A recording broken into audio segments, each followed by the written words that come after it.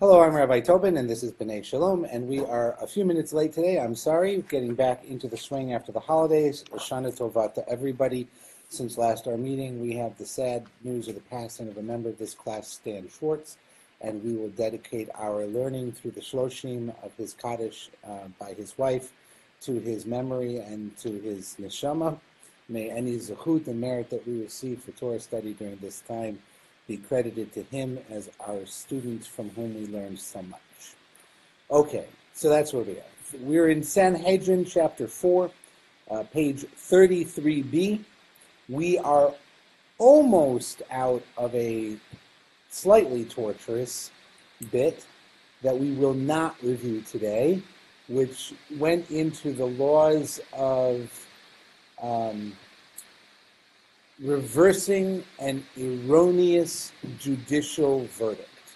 So a judge sat, there was a case, there was a monetary case, and most of what we talked about, the judge got it wrong. And then the question was, can the judge then reverse the verdict to set it straight? And there were all kinds of twists and turns on that, many of which we were not intuitively in favor of. The idea that, well, if he's enough of an expert, you don't reverse his verdict, which is kind of silly, because if he's enough of an expert, he wouldn't have gotten it wrong. How can you have experts who get things wrong? Doesn't that mean they're not? That wasn't the issue. And it really came down at the end to textual issues, and that is if there was an absolutely clear Mishnah that the verdict ignored or missed or misinterpreted in its obvious meaning, then the Mishnah is going to be asserted and the verdict is going to be overcome. They're overturned. Now, there was a question about the role the judge had in implementing the erroneous verdict, that is to say, in the punishment phase of the trial. Did the judge or the court themselves take money out of one person's hand and give it to the other person, in which case then there was a difference of opinion, and it wound up he should be returning it because he took it out of somebody's hand and you give it back. And then they said, but what if he had determined that somebody was innocent when in fact they were guilty, and therefore he didn't take the money out of their hand like he should have? Does that mean he can't turn it over? And they're saying no, because for the other person who had lost the money, it's as if he would take the money out of his hand. And by the time we were done, the logic all started to make sense again. Wasn't the judge held financially responsible? The judge, and all of this was predicated on two conflicting Mishnayot, the Mishnah in Sanhedrin and the Mishnah in Bechorot. And it's whether or not the judge himself has to pay if there has been a loss incurred. Right, so we had a case where the animal in question had been slaughtered and fed to the dogs. You can't just go back and get the animal and say, "Oops, I'm sorry." Give the animal to the right person. And does the judge have the personal liability to pay in such cases? And they threw a couple of things out there about tameh and tahor.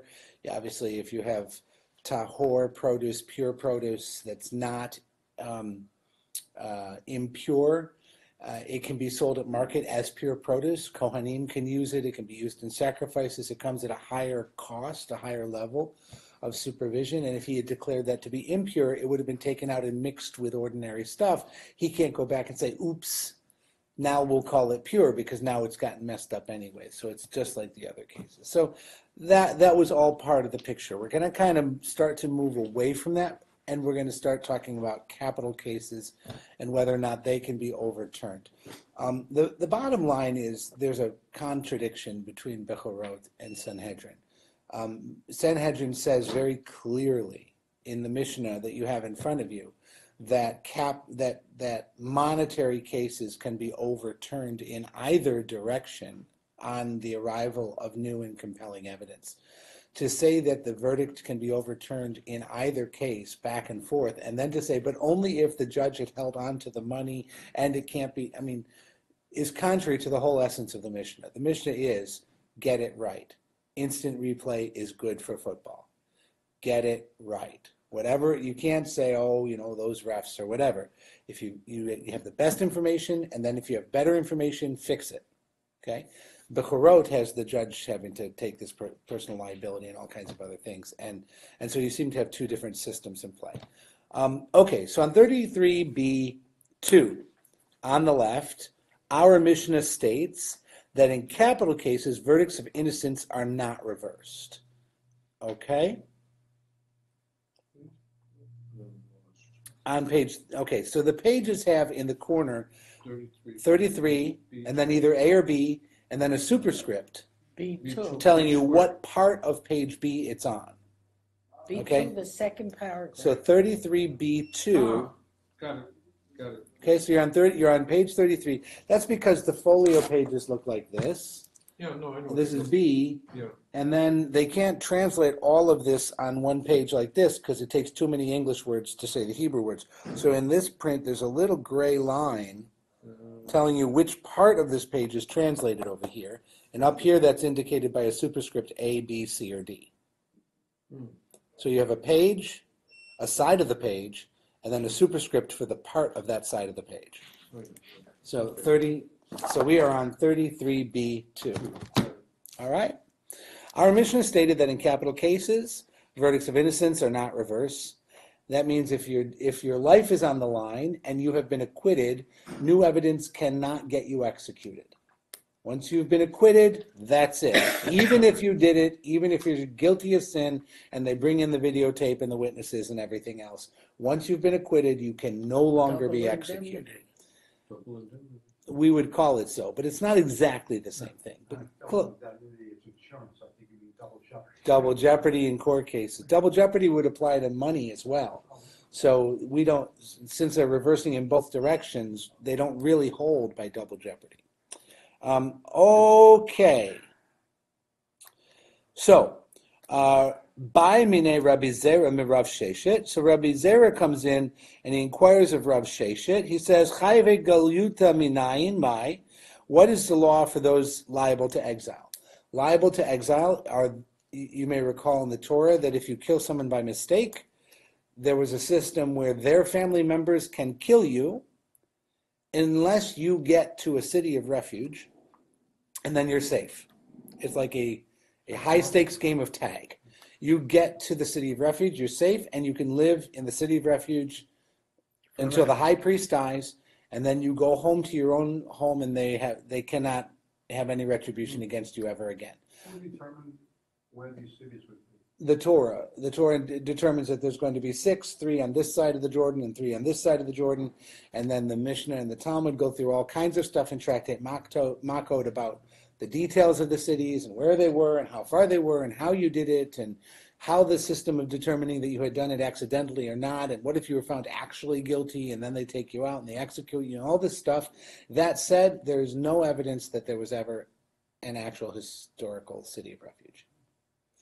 We have nothing that says such and such a court case on such and such a day with such and such a person went to such and such a place and was found innocent. Or we also don't have anything where the high priest died and all the people who had been there under city of refuge then went home to their farms. Like the whole system seems to have never existed. It's commanded in the Torah, but it doesn't seem to actually have a place on the map of Israel at any time that we are aware of. By the time Tractate Makot is being written, the Mishnah is dealing with the cities of refuge as it's a Torah system. They're dealing with it. But they don't seem to have them under Roman jurisprudence, because under Roman jurisprudence in Mishnah times, if Rome wanted to come and execute you, they were coming and executing you. There was no safe haven, right? And so you didn't really have judicial control of the land of Israel in capital cases. So it didn't happen then. And the Tractate Makot in Talmud is being fleshed out in Babylonia, where the cities of refuge are irrelevant because they would have been in the land of Israel where nobody lives anymore. So it's an entirely theoretical system left to the pure intellect of the rabbis applying law and custom and logic.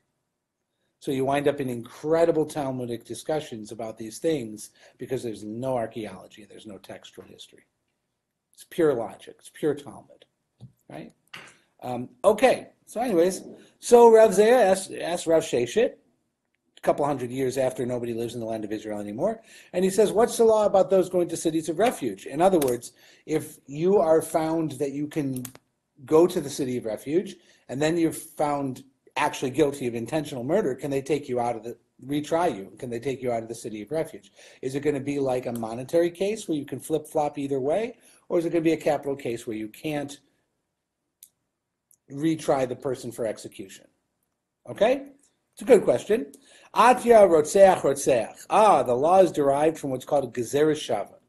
There are two places in the Torah where the word rotzeach is used, and one of them is in the inadvertent killer who goes to the city of refuge, and therefore the rotzeach, which means murderer, the laws of the murderer should be the same as the laws of the inadvertent manslaughterer, because the word rotzeach is used in both verses. Since both verses uses the same word, the rules of trial should be the same in both cases. That's called a gezeres shava. In other words, they don't have an authoritative example or history. They're reading the Torah, they're finding a word, they're saying the laws must have been the same because the words are the same in each of the two verses referring to the two cases. Right? And that's what I mean by it's pure logic. Right? They don't have any other authority whatsoever. They're going to the Torah and they're seeing the word is the same in both places, so they're going to say the rules must be the same in both places. Practical outcome would be none, because no one's going to a city of refuge. The juridical outcome would be city of refuge, you cannot retry the person once he's been allowed to go there safely. Okay? So there's no difference between manslaughter and premeditated murder. There's no difference regarding whether or not they can be retried once acquitted. Okay? That rule applies to both the manslaughterer and the murderer. Okay? Rav Zera goes on further and says, by the way, also, chayeve malkuyot minayin mai. What about the person who has done something in the Torah for which the punishment is being whipped? So you could be whipped up to 39 times. This was a excruciating punishment. This would not have been getting off easy by any means. And there were a lot of things that you were punished for that. And they say, similar, atya rasha rasha. In one case, you have rasha is used for this, and in one case, rasha is used for that, and therefore the rules should be the same. We're going to move right past it. Tanya Namihachi, it was also taught in a Baraita. Well, thank goodness. We don't have to do just logic. We actually have a tradition about this somehow. Chayev Galiot Minayin, where do we learn that those liable for exile are returned only to be let off the hook, not to be executed? Ve'atya rotzech rotzech, because it says rotzech rotzech. Notice, we just used that in the Rav Zera quote. And now we have a Baraita that says the same thing. So Rav Zera, who is an Amora in Talmudic times, coming up with this brilliant idea, is coming up with something that we already have a tradition that's a couple centuries old. But the editor is putting both traditions together here in the book at this point. That's why there's a duplication going on. So the editor has the Rav Zera conversation without an authority. He also has a Baraita on its own on the same topic. He's putting them both together in the same page. And Chayve Malkot Minayin, and in the Baraita it says, what about people who get whipped? Atya Rasha Rasha, because of Rasha Rasha. So it looks to me, for those of you who have ever been a professor grading people's papers, that Rav Zera did not sufficiently cite his sources.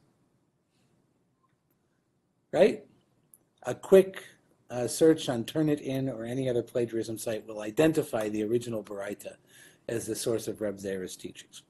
That said, we are now going to get out of the mishmash that we've been in, and we're going to start talking specifically about capital cases. Hopefully that'll clean it up. So at this point, could you do me a favor, and could you look in the Mishnah and see where it talks about capital cases? The single piece of paper I gave you, yeah, and read Hebrew or English, whatever you're most comfortable with, about capital cases being reversed. It's about 80% of the way down the Mishnah. On the right side. No. He's reading from somewhere else. Oh. Do you see it? Maybe. Capital cases. Yes. Whereas capital cases must be tried by day and concluded by day. Yes. Go on. Monetary cases may be concluded Okay, so ASAP. capital cases have to be started in the day and concluded in day. Money cases can be started in the day and concluded at night. Yes. And Go on. understated, whereas capital cases may be concluded on that day for acquittal, but only on the following, and then I run out of. Oh, you didn't get the second part of the Mishnah. Silly me. What page is that on? This is 329. I'm assuming that's 329. 32A1? 32A1. Okay, all right. So I'll get you. I got it.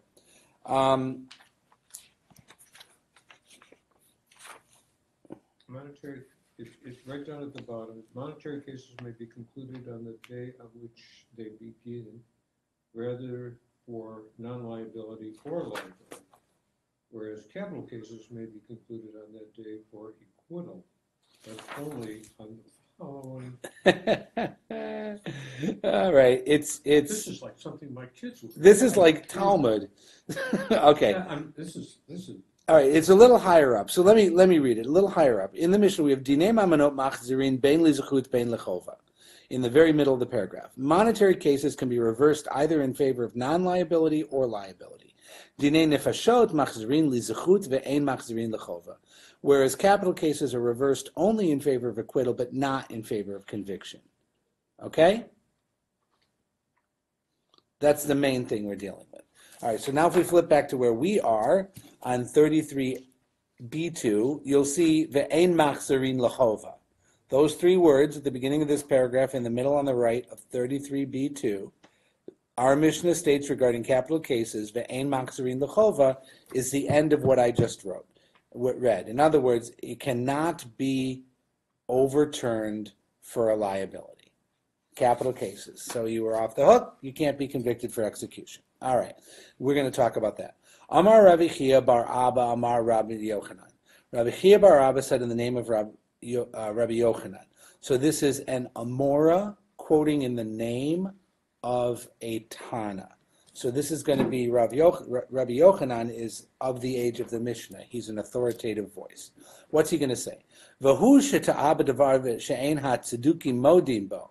Oh boy. Okay. So now we're going to get this whole concept.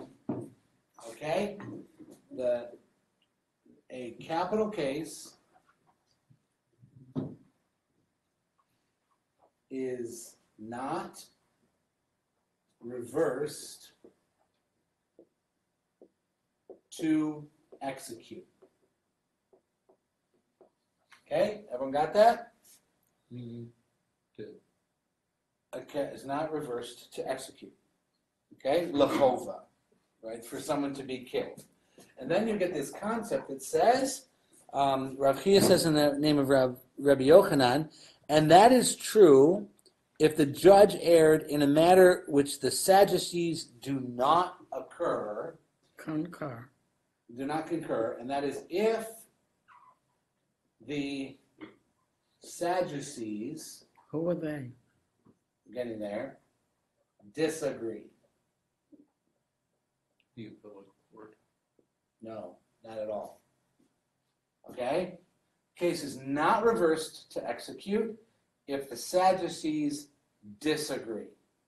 Who are the Sadducees? So the Sadducees are an heretical sect of Judaism. They're not rabbinic Jews. They are reading our Torah, but they reject the Mishnah. They reject all rabbinic interpretation. They have their own line of interpretation of the Torah laws. So they're kind of like they were Jews, but they're not Jews, and they're following a lot of our rules, and they come along the same history and the same time and place as us, but they're not part of the Jewish people. Okay? So they also had judges, and they also had teachers, and they also quoted the Torah. And they had opinions that were contrary to rabbinic Judaism's opinions. And so the rabbis are worried about doing things that make it look like we are deferring to the Sadducees. So if the Sadducees agreed with the reversal, okay, the capital case is not reversed in order to execute. So what happened? So Joe killed Bob. Okay? Bob. Joe killed Bob. Okay?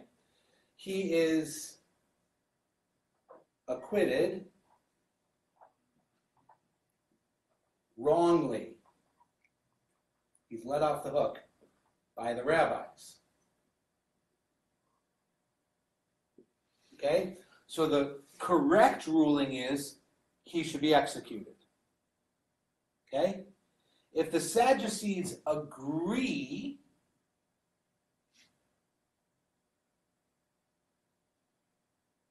then the verdict can be reversed. Because they're reversing a verdict, and everybody agrees on the verdict. So it doesn't look like the Sadducees have any power over us. If the Sadducees disagree, the verdict cannot be reversed. In other words, we let him off the hook. If the wrong thinking would have been convicted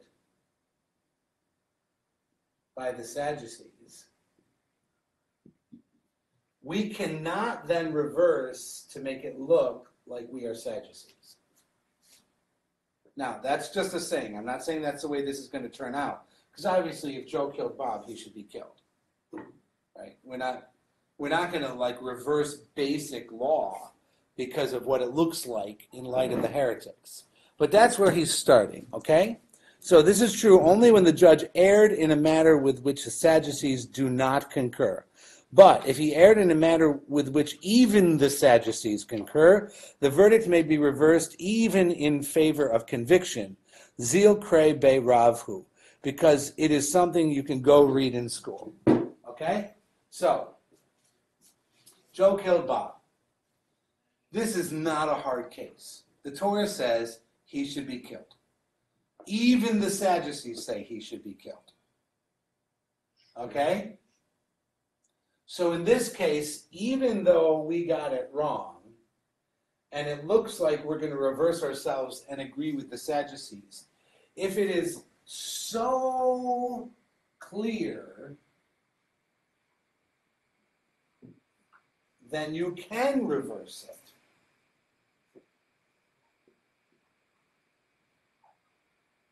Even to execute. Even to execute. Even to execute. If it is so clear, you can reverse even to execute. All right? Even the Sadducees, even the Torah, even a child in school knows this law. You got it wrong. You got to fix it, even to execute it. Okay? How did they get it so wrong? I have no idea. Right? Again, it doesn't seem like a real case. We are in logic land right now. We're not in reality. They played the video. Playing what if games. Yeah, they're playing what if. They're playing what if games. We're in logic land. Right. It's got chutes and ladders and dice and spins and You're writing computer code with random number generators. Is what you're basically doing. If it were so obvious, right? Well, the distant bit, you must equip.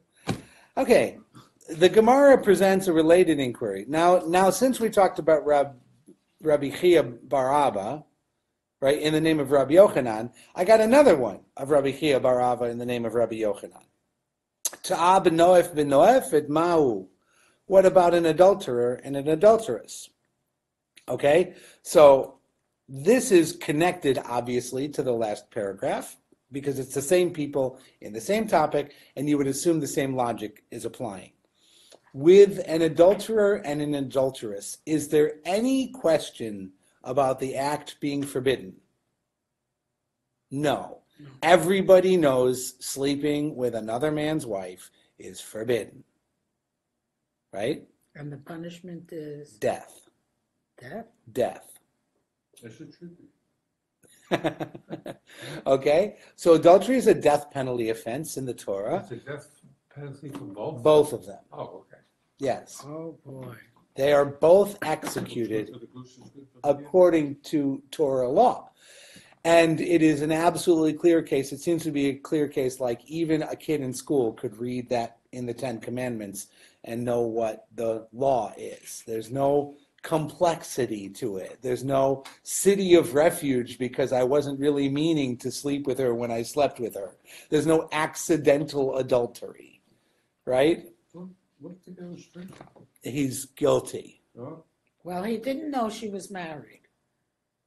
That's an excuse.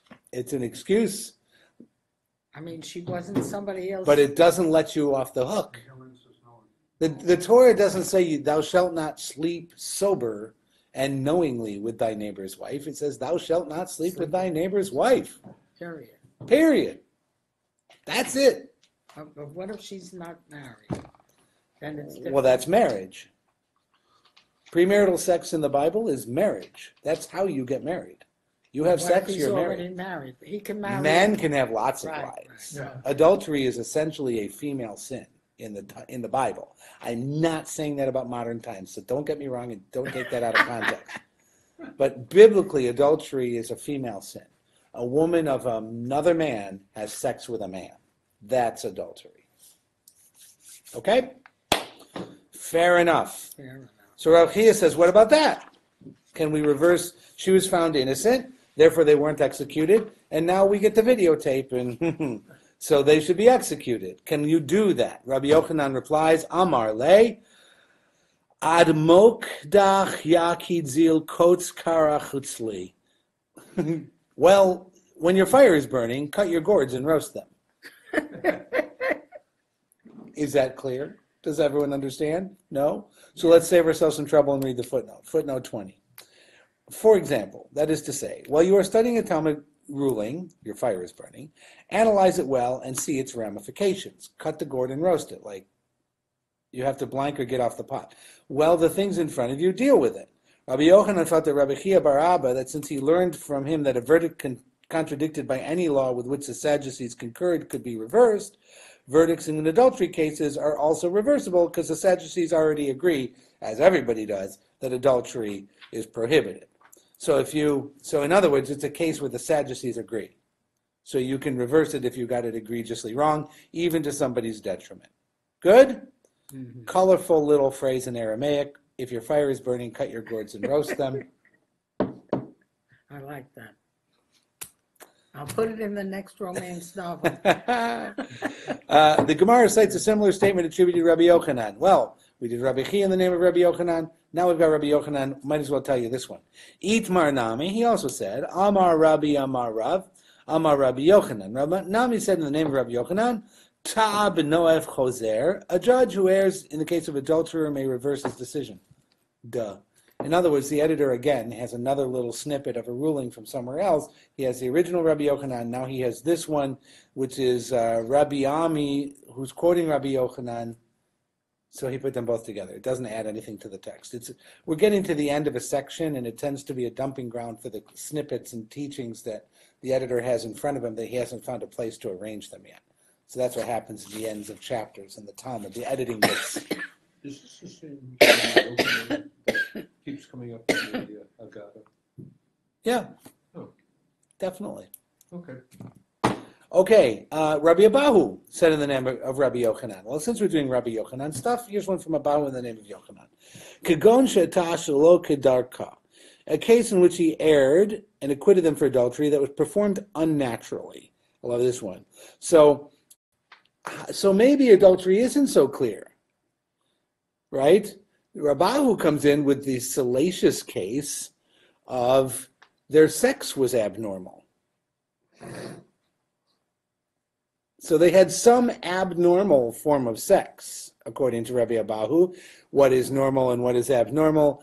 I think that we could all agree that anything between a husband and a wife between closed doors that has consent of both parties would be defined as normal, right? So, but for them, I'm sure that there was a more traditional mode of intercourse that was being imagined as classical adultery, and they did something Unnatural. else. To quote Bill Clinton. Which, no, I'm not quoting Bill Clinton. Stop it. Okay. No, stop it. We're not going there, Okay. right? We all had it in our heads, and the rest of us managed to control ourselves. Right? The world we live in. Fair enough. So they did something that you're only supposed to do with your spouse. Okay? And it confused the judge.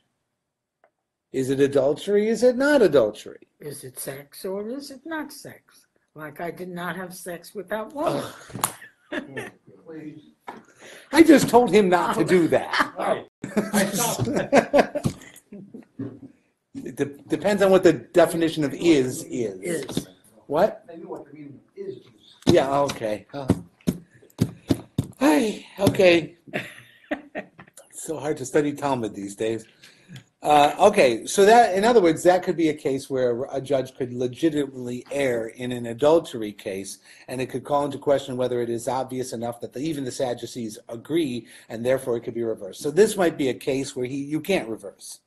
So the two of them did something that was abnormal, but clearly only should be done abnormally with your spouse, and he didn't know if this counts as adultery or not, so he let them off the hook, and he found out later that that actually should have been adultery, and they should be executed, but because it wasn't clear enough for a school kid to know it out of the Torah, it's not going to get reversed. That's the force of the logic going on here. You'll all be happy to know there's a little space between here and the next paragraph, and now we're leaving that topic behind. That's so correct. interesting. It's kind of like Sex and the City. That's the most interesting thing you've done all year, Rabbi. The Gemara explains the next ruling in the Mishnah. Okay, back. You have your new topic for Rosh Hashanah. That's right. That's right. Hey. It could be the end of your very short career. Okay. The Gemara examines the next ruling of our Mishnah. Dine mamonot hakol. In monetary cases, anyone can advance arguments. So the next point in the Mishnah was really a matter of jurisprudence. It's the laws of evidence. As in our court cases today, there's an order. The prosecution begins and they lay out their case, and the defense responds and lays out their case, and then the prosecution brings witnesses and enters evidence, and the defense challenges the witnesses and challenges the evidence, and the defense can bring their own witnesses, and there's a cross-examination, and then there's summary statements, and it goes to the jury or the judge. That's how most criminal and civil courts function. They also had rules, as we read in the Mishnah, and that is whether or not the hostile witness or the friendly witness to the defense should be testifying first. And in capital cases, they said only the friendly witness is allowed to testify first. And in monetary cases, anyone can testify first. Did they ever have a grand jury like we have now? There was never a trial about whether or not to have a trial. That did not happen. Okay, so here we go. They say, Dinei mamonot hakol. Anybody can advance arguments in favor of liability or non-liability. In capital cases, it must only be for non-liability. The Gemara asks, Hakol va'afilo edim. The Mishnah says anyone may advance an argument for acquittal in a capital case, which apparently means even the edim who testify against him. So an edim in a capital case are by definition the people who are testifying that they saw the murder. So their testimony is going to convict this guy. But they might have something that's a little helpful to the defense. If they're going to be the ones who are the star witnesses for the prosecution, can the defense call them first to hear the things that might be helpful? Well, maybe it was an accident. Right, who knows? So, afilu edim. Nema matanitin Rabbi Yossi v'Rabbi Yehudihi v'lo Rabbana. So, shall we say that our mission is following the view of Rabbi Yossi ben Rabbi Yehuda and not the view of the rabbis? All right, so once that happens, you know you need a logic box.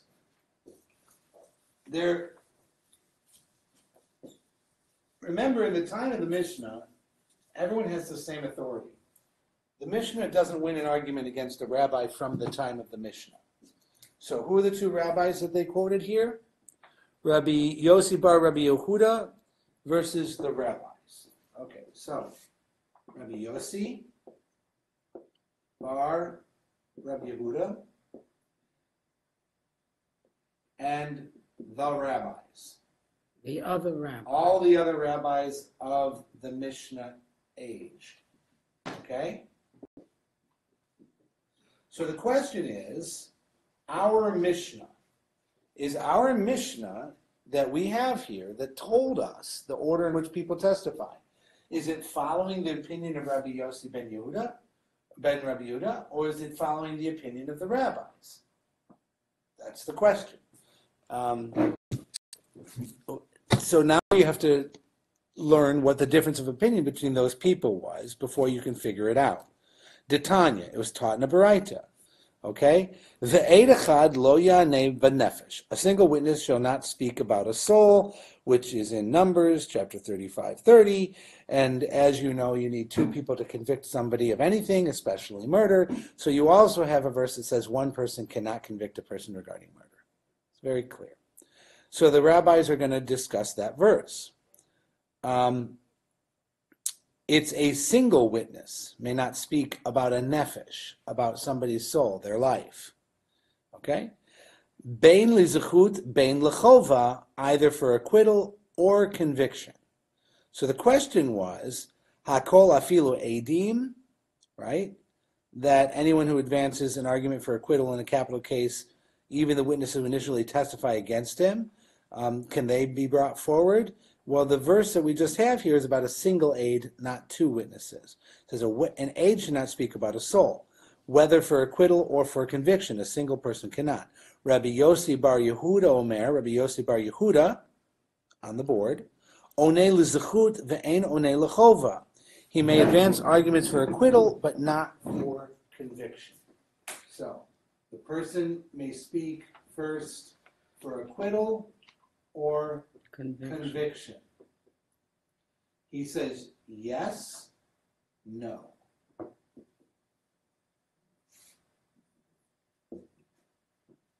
See where we're going? Okay. Our Mishnah then apparently follows Rabbi Yossi bar Rabbi Yehuda. Yossi ben bar Rabbi Yehuda. Is that correct? Mm-hmm. It would seem. Okay? Amar Rav Papa. Rav Papa came in and he said, when our Mishnah stated that anyone may advance an argument for acquittal, be'achad min hatalmidim, it refers to one of the disciples of the judges, v'divrei hakol, and it can therefore follow everyone's view. So according to Rav Papa, the rabbis are doing that. According to Rav Papa, that the rabbis are the Mishnah. Okay?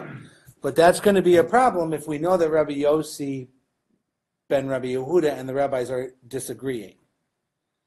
Right? So we have a teaching from Rabbi Yossi that looks like the Mishnah, and we have a teaching of Rav Papa that the Mishnah is according to the rabbis. Because it's a student of the rabbis, therefore it must have been all the rabbis. Is that a strong argument? That is a weak argument, right? That is a paper argument, okay? Straw man. All right, so what's going to happen to it? The Gemara now cites a source, Rabbi Yossi ben Yehuda's view. So now we're going to learn what Rabbi Yossi bar Yehuda actually believed. My Talmud Rabbi Yossi bar Yehuda. Well, what was his reason that allows a witness to advance an argument in favor of the dependent? So this is one of the prosecuting witnesses.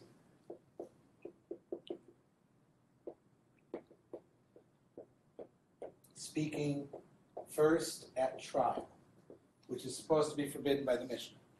Yehuda, Yossi ben Yehuda says yes, if it's for if you can get something for acquittal out of him. Okay, what's his reason for allowing such a thing? Damar krab, because the Torah said, Eid echad lo yaneh b'nefesh lamut. The verse says a single person will not speak about a soul that he should die. In other words, lamut hu de'eno oneh, it is only that he die, that he may not speak. Aval li zechut oneh, but if he's speaking for acquittal, he can speak. Okay? The Gemara now explains the reasoning of the rabbis. The Rabbanan and the rabbis, what are they going to do with that verse? How do they base this? Amar Reish Lakish says, Mishum nemecheze knogea be'eduto. The witness appears to be partial to his previous testimony. Okay, look at the footnote. appears that the witness, knowing his testimony to be false and fearing that he will be found out and punished for testifying falsely, wishes to overturn his previous testimony by presenting an argument against conviction. He cannot simply retract his earlier testimony because of the law that once a witness has completed testimony, he cannot retract it. Thus, his only recourse is to attempt to advance spurious arguments to help the defendant win the case. It would be improper for the court to allow him to do this. So, the Rabbi Yehuda said yes, and the rabbis now, according to this, are going to be saying no, because it looks like, was he lying? So they're assuming that they know the witness saw the murder and told them that there's a murder, and that now we're coming back in an appeals phase, and that same witness has something to acquit. All right? So Rabbi Yossi is just like, let him speak. And the rabbis are saying, if he's going to speak for acquittal now, after testifying to convict him in the original case, he must have been lying then. And now he's going to try and speak to let him off the hook because he knows he's going to get caught for lying. He's going to get caught and he's going to be put to death. So his only hope is to get the guy acquitted so that the guy's not in danger of losing his life, and then maybe he'll save his own life as a lying witness, which, by the way, is not what happens. If you're a lying witness, the other guy gets acquitted automatically, and you get executed. You still get executed when he gets acquitted. So it's not. This is, again, the logic isn't great because the actual case underneath it would never happen this way.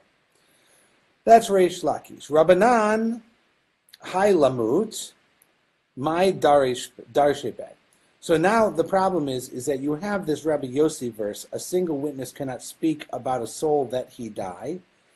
So the rabbis have to now prove why that verse doesn't mean that. If you have a verse, it's spades in bridge. And you have to use that trump somewhere else. You can't let the person have it. You need to take that card away from them. So he played a card from the Torah. You need to now show why what he says it means is not what it means. So they have to interpret that verse.